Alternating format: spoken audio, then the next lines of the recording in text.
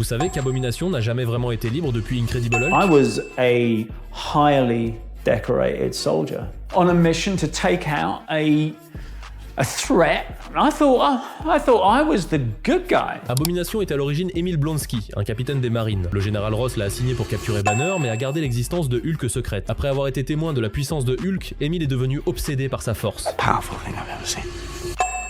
Ross en a profité pour l'injecter avec leur sérum expérimental de Hulk. Comme avec US Agent, Anyone with that serum is inherently on that path. n'importe qui recevant ce sérum est intrinsèquement voué à ce genre de chemin. Les désirs intérieurs d'Emil ont été amplifiés, il a commencé à croire arrogamment qu'il pourrait vaincre Hulk. Après s'être fait battre par Hulk une fois de plus, Emil récupère de ses blessures grâce au sérum et décide de se venger de Hulk. Il subit alors une deuxième injection de sérum, qui le rend fou et le transforme en abomination. Il finit par être vaincu par un Hulk bien plus puissant lors du combat final.